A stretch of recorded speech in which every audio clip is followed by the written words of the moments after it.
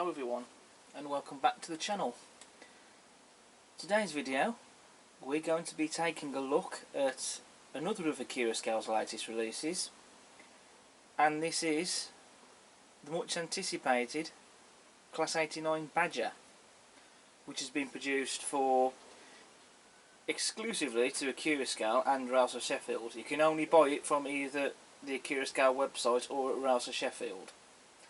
And this was announced 3 years ago, and since it was first announced I had it on pre-order, and now it's here. And so we're going to be taking a look at this today. The model we're going to be having a look at is the Intercity Swallow original livery. So here we have the Badger down on the layout, and I have been really looking forward to this model. I mean, I know I have said this before with other models, but I think this is one of the few that I've been particularly excited for, because this is a model of a loco that's never been done in RTR before.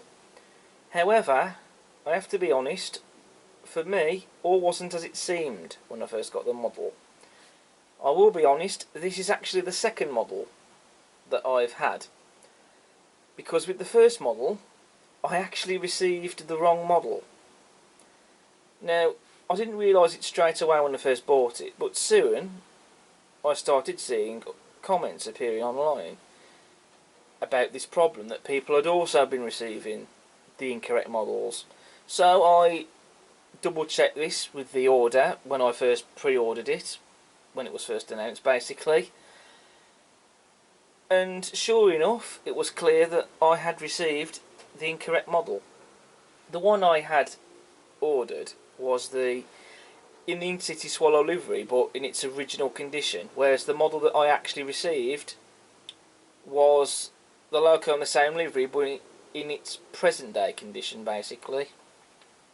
There are a few detail differences. For example, this model, the original one, has the yellow springs and axle boxes, whereas the loco in its present day form does not have that basically. And what had happened was basically, at the factory, the labels had got stuck on the wrong boxes. So I sent an email to Accurascale about this, so I sent that model back, and then a couple of weeks later, at the time of filming this video at least, I now have the correct model. Basically, I had to wait for, I think the problem was they were having to wait for new labels to stick on the correct boxes. So it has been a bit frustrating, to say the least. That is something that happened at the factory, but how it got past the quality control, I don't know. But regardless though of that problem, we now have the model in our hands. So what's the quality like then on this model? I'll be honest, this model does look and feel quality. I've not come across any quality control issues with this one. No parts that have been incorrectly fitted, or parts that were missing or loose in the box even, I had to glue back on again. And the paintwork looks perfect as well. Unless perhaps there's something really minor on this that I've not noticed. I've looked it over and I can't see anything wrong, which is great, because to be honest, this is how I want my models to be when I first buy them. Other thing is as well, it does work out of the box, and again that's equally important because I buy these models to run them, and it runs beautifully. The mechanism in this is really smooth. It still needs running in, of course, because it is brand new, but it runs very well. So then, just how accurate is this model? Does this look like a Class 89? I've seen the loco in real life. I've seen it at a few open days. I've seen it at the Greatest Gathering. I've seen it at Barrow Hill. And I've also seen it a few times being dragged on the main line. So having seen the prototype and having double checked a few photos, I can say that this definitely looks like the Class 89. The shape and the proportions are all correct and all the detail is there, unless there's something really minor again that isn't present on this loco that's been left off. This definitely looks like the Class 89. It's like the real thing has been shrunk down to the size of a model. So now I'd like to talk about the lighting features of the model. First of all, we have the directional lighting. I know I probably don't really need to mention it because it goes without saying now, all diesel and electric locos, if not most of them these days, have that feature. But I thought I'd mention that anyway to show you that it does have the directional lighting and it works fine. Then from Accurascale we also have the illuminated cab dials, which, as I've said before now, it's a feature that I very much like to see. And also we have what I believe is interior lighting in the cab, but that said I'm not entirely sure if that's lighting from the illuminated cab dials or whether it is cab interior lighting. I know, for example, in the manual it does mention the switches on the DC blanking plate, but it doesn't say anything about interior lighting, so I'm not too sure. But regardless, those are the lighting features that we have with the model. Moving to the detail, we have spun metal buffers, which is a standard feature for most models, so I guess that's nothing to be unexpected.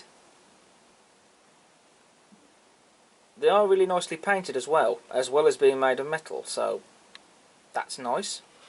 And also a standard, we have tension lock NEM couplings, although they will be getting replaced with magnetic ones. The detail on this model really is quite something. The amount of detail that they've put into it, it just looks amazing. I mean, to start with, you have this cable here that's separately fitted and painted, and it's been fitted very well. Then you have the rubbing plate on the buffer beam just here, again separately fitted. We have the face of the loco, which is being accurately represented. You have the separately fitted handrails on the front, and they too have been picked out and painted. Then you've got the overhead warning flashes, very crisply printed. And then you have more cables on the front. I believe these are the jumper cables. Those are separately fitted and painted. And also, then you have a separately fitted windscreen wiper, which is very, very fine. Just look at that. Then you have the antennas on both of the cabs on each end, separately fitted and painted. Then you have more separately fitted handrails on either side of the door, and again they're picked out and painted really superbly. They've also got the door handles, which they are moulded. I wouldn't really expect them much to be separately fitted parts. I can imagine just how fiddly they would be to apply. But they've been picked out and painted really well. And you've also got some nice rivet detail on this window trim here on the cab side. The interior detail inside the cab is also superb. It's all been painted, and the detail when you look at it and get a glimpse of it in the cab when the model is running especially, it just looks impressive.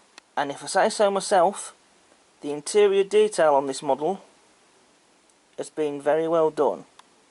We have some nice grills on the body side. They're not separately fitted or etched metal ones, just from the look and feel of them. But that said though, they are still very nice, and they have still been very well done, I think. And as for the bogies, the amount of detail that we have on these, especially given that most of it also looks to be separately fitted, it's nothing short of amazing. The amount of detail that they've put onto them. I think some of the most impressive bits of detail is definitely on the bogies with this model. Where to begin?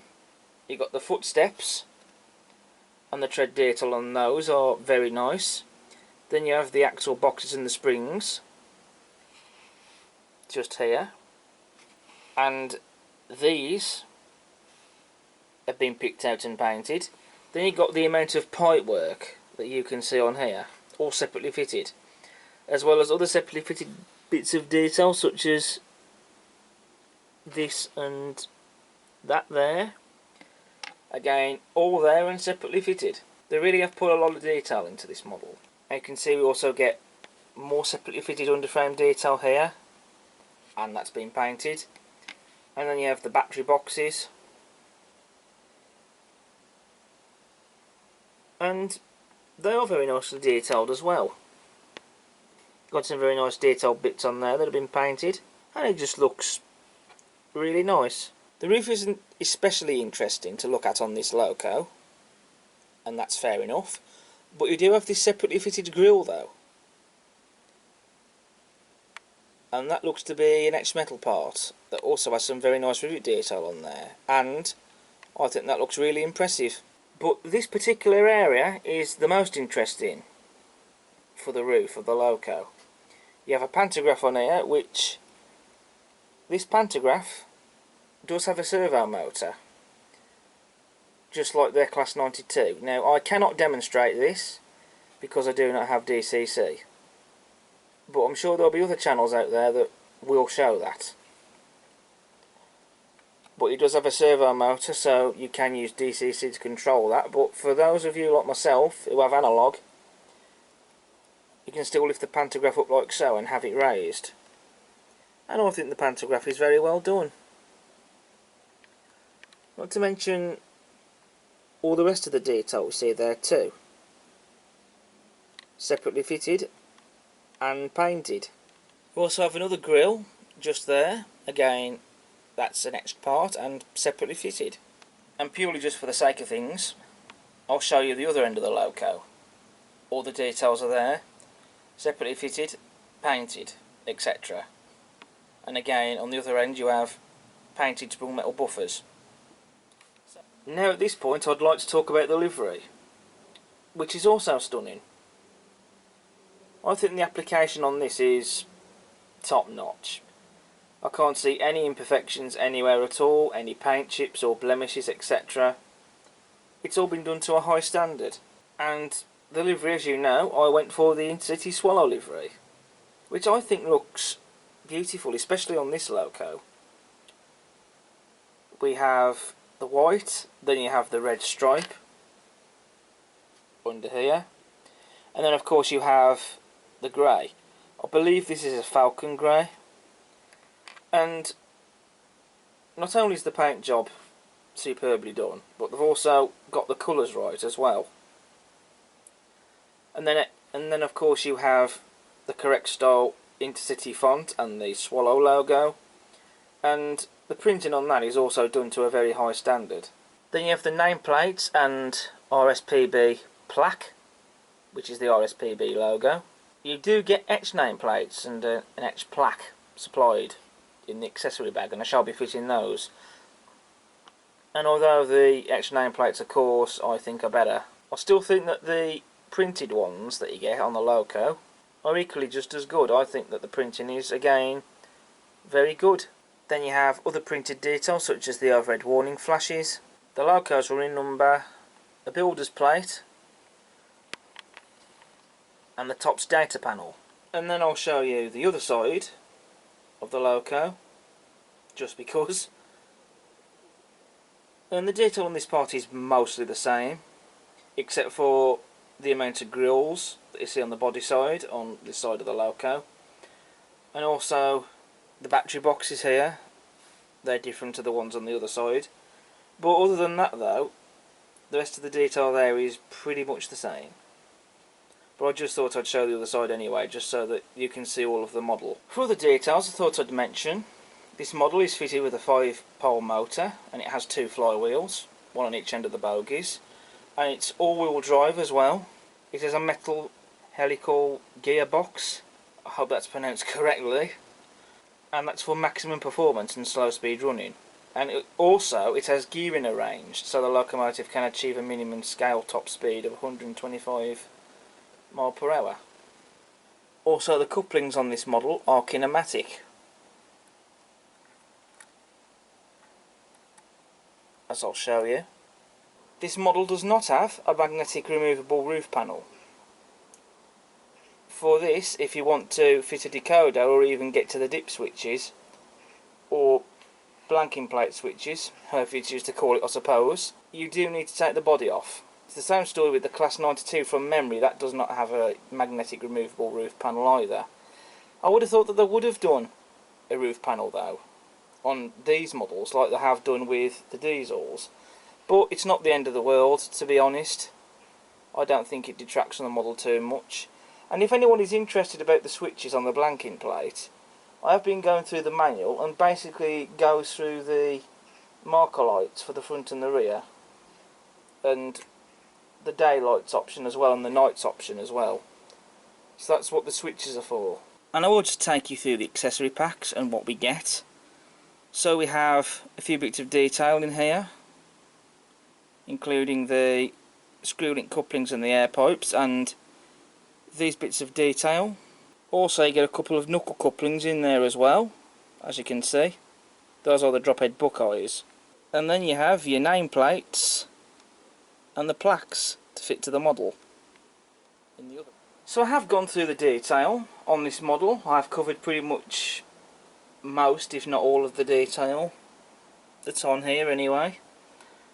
And I have covered the features that I can talk about. I can't talk about DCC sound because I don't have DCC, so I can't take you through the sounds and what the sounds are like, etc. I mean, I have got the pamphlet in the box that gives you all the functions, but there's no point going through them because I can't really show you the sounds anyway, as this is analog. But what I can do now is we're going to get into the running session, and so for this I'm going to get the 89 hauling the Intercity Swallow Mark IIIs and DVT. That's a sight that we'll soon get to see at some point in real life when the real loco is up and running. So I think that's certainly going to be quite a sight to see, and it's going to be great, I think, to see it in model form. And I think what I will also do is I will get my Loadhaul Class 60 running around in the background. I might even get the Cavalax one as well, and maybe just a couple of runs during the running session. Why not? Just for a bit of fun. And what I will do is I will remove the tension locks and put on a magnetic coupling. So, we shall see you in a bit.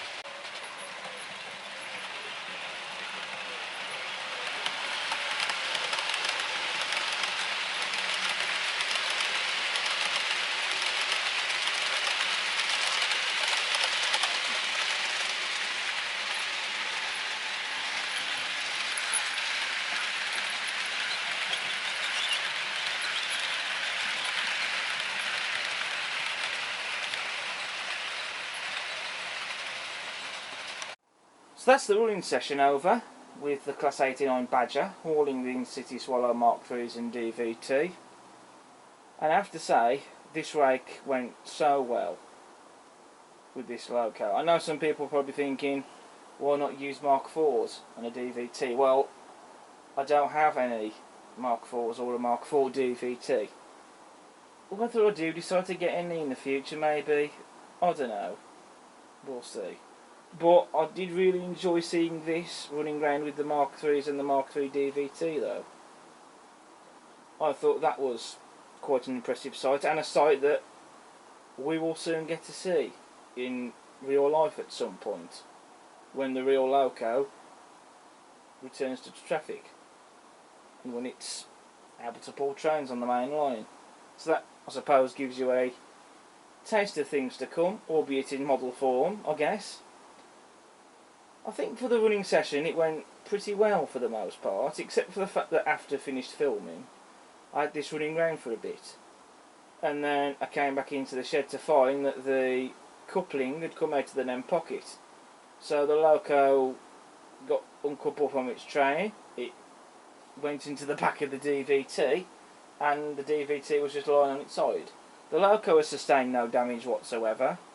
The DVT, on the other hand, one of the buffers had broke off, as had one of the air pipes and the valance under the buffer beam, so I had to glue those back on.